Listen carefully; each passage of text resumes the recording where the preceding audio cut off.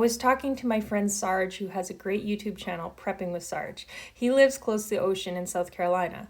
We were talking about the potential of earthquakes or tsunamis in that area, so I thought I could share a bit more about the topic with his community. If we look at the USA, we see these earthquake hazard maps from the USGS. You can see Charleston as a deep red-colored zone on the eastern shore of the USA. The Charleston area along the central coastline of the state demonstrates the greatest frequency of earthquakes in South Carolina. Charleston is at sea level, and South Carolina averages 10 to 15 earthquakes a year below magnitude 3. A slightly larger earthquake occurred most recently in 2014, which was a magnitude 4.1. Many of these earthquakes are so weak they are imperceptible. The Charleston earthquake of 1886 was one of the most powerful and damaging earthquakes to hit the east coast of the United States. It happened at night. The 7 to 7.3 magnitude earthquake killed 60 people and destroyed much of the city. The quake was even felt in cities as far as Boston and Chicago. The earthquake was so severe that outside the immediate area, there was speculation that the Florida Peninsula had broken away from North America, which is not possible in these timescales. Sand boils were common throughout the affected area due to soil liquefaction. The most prominent damage was done to buildings constructed out of brick, amounting to 81% of building damage. Buildings that had a wood frame suffered significantly less damage, as is common with other earthquakes.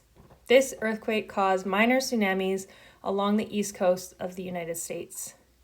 The East Piedmont Fault System, diagonally through the state, seen in this image from the USGS, comprises many ancient faults that are within the plates and create intraplate earthquakes rather than along plate boundaries, as opposed to the subduction zone earthquakes we see in southwest BC and Washington State, for example.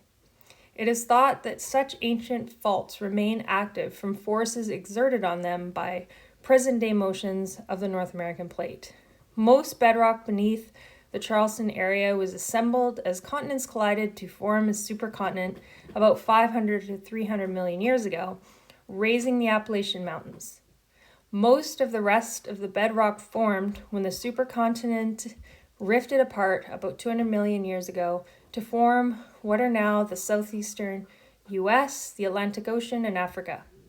The exact mechanisms of intraplate earthquakes are the subject of much ongoing research.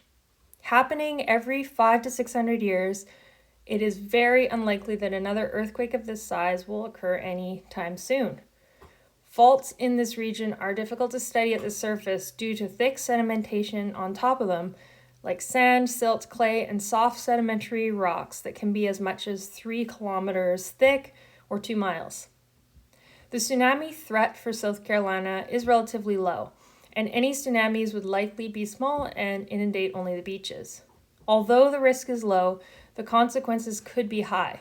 Tsunamis have been recorded on the U.S. Atlantic coast in 1755, which was actually due to an earthquake in Portugal, and there were also ones in 1884, 1886, and 1929.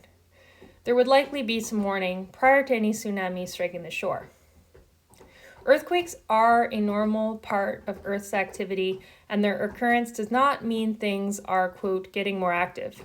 Earthquakes of the magnitude seen in 1886 are uncommon but not unexpected. We can prepare for them. We will put links to information about this topic in the description box below, as well as a link to Sarge's channel.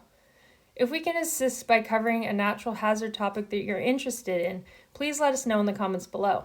I'll be having a live stream with Sarge over on his channel. I hope to see you there. If you like this video, hit the thumbs up button. For more videos like it, subscribe and hit that notification bell.